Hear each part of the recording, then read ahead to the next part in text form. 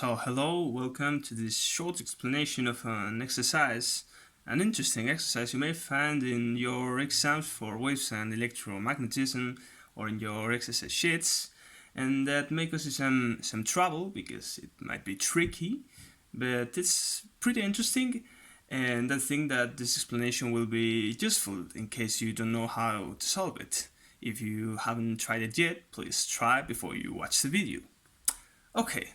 So the situation is the following. We are told that we have a spherical capacitor. This is a spherical shape. This is the outer plate of the capacitor.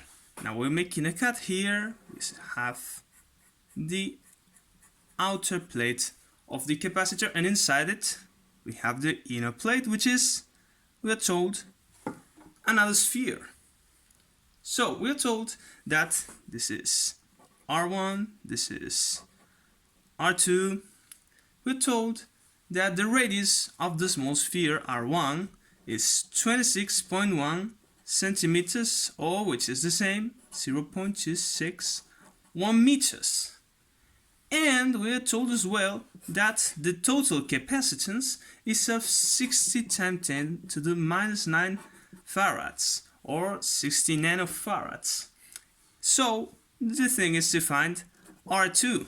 This is this radius, the big radius.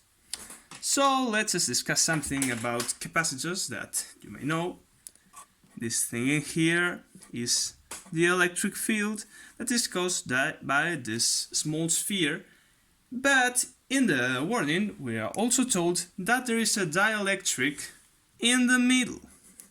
This is right here, the dielectric, which is water, and we're told that it has a dielectric constant which is 78.4.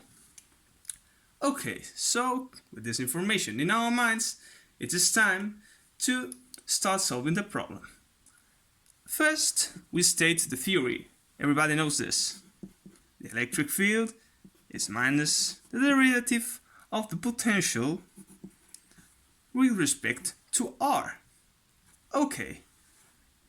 In here we have drawn these electric field lines, which, as you can see, go from the inner plate to the outer plate. Why is this? Because you may know that the electric field is caused by this inner plate, not by this outer one. Okay, so as this, we are told that it's a sphere. The electric field of a sphere, let's call it E sub S, is the charge enclosed divided by the R, which R, this is not the radius of the sphere, but the distance to the center of the sphere, times K. We will not call this K, we will call it 1 divided by 4 pi epsilon 0, which is the same as Coulomb's constant, but we have this K, so we don't want to be confused. But this is not the real electric field in this capacitor because we are missing something, and it is this K. So, we know the following. We know that capacitance equals C0, the initial capacitance, times the dielectric constant. So, the new electric field will be the old one divided by this dielectric constant, because these are inversely proportional. So the electric field of sphere here must be with a K here or here. We have drawn it here because it's all of these are constants. This is constant as well because the charge enclosed is the same. So now it is time to start solving the problem. We have to solve for the voltage, so it is pretty easy. We can say that the voltage between R1 and R2 equals minus, because we have this minus, the integral between R1 and R2 of the product E times dr. These two are vectors, and this can be very well simplified, because if we look at here, this is E, the E vector, the vector of the electric field, and R is this same thing. This is R. So, what is their angle? Their angle is 0. And the cosine of 0 is 1. You have this thing, so the cosine of 0 is 1. So this product, that product is the same as saying this. E dr. These are the modulus. If you know a bit about integrals, as you of course know, you will know that this is the same as r2, r1. We're changing just this sign of the integral and changing these sides. E dr. And this e comes in here. So we have q, we are subtracting this whole thing of the constants. Q divided by 4 pi k and epsilon 0 times r2, r1, dr divided by r squared. This is, well, such normal integral, you all know how to solve it. And this is q times 4 pi k epsilon 0. You apply Barrow's rule, as you perfectly know, divided by r between r2 and r1. So let us continue. Now we just, substitute using Barrow's rule. Let us change the sheet. And when substituting, we get the following. It's like the final formula for our potential. Equal to, remember, q divided by 4 pi k epsilon 0 divided by 1 divided by r1 minus 1 divided by r2.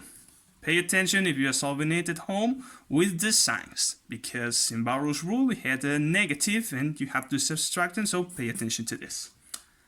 But this is the potential difference. We don't want potential difference. I mean, we want it, but what do we want it for? We want to find the capacitance. Well, you know that the capacitance is the charge divided by V, where V is this. So it is the charge divided by the charge. Pay attention in here. 4 pi k epsilon 0, 1 divided by r1 minus 1 divided by r2. So now we can cancel this out. And this is the same as saying 4 pi k epsilon 0 divided 1 r1 and r2. And simplifying a little bit, we have 4 pi k epsilon 0 r1 r2. I mean, this is just extracting the common factor here, which is r2, minus r1. This is equal to the capacitance. So we're mostly done because we know the total capacitance. This is known. We know R1, we know R1 in here. So everything which is left is R2. So let's just solve this for R2. We paste this here. So we will have that C times R2 minus R1 equals 4 pi k epsilon 0 R1 R2. Let us put it a little prettier. Well, we are multiplying this, and then we can say that C times R1 equals C times R2 minus 4 pi k epsilon 0 R1 R2. Then we have this R2 times C minus 4 pi k epsilon 0 R1 equals C R1. Sorry. Then R2, we pass in this, dividing here, equals this. C times R1 divided by C minus 4 pi k. Okay, this is k of what? Remember. Epsilon 0 R1 whip. And this, substituting all the data we had, remember, in the units of the International System, will be 0.271 meters. So the big radius is 27.1 centimeters. Finally, this is the radius that, remember this, well, let me do it here. So summarizing, we had this big sphere, we had this small one, and we had the electric field lines. Remember, this is the capacitor. This was R1, and now this is R2. And in here, all of this, remember, was water, H2. So now we have our capacitor. This is a capacitor that can be built using water. Maybe, I don't know, the metal for the plates has to be stainless metal, but we have solved the exercise no matter how it is in practice, okay? So I hope that this has been useful for you, and thanks for your attention. Bye!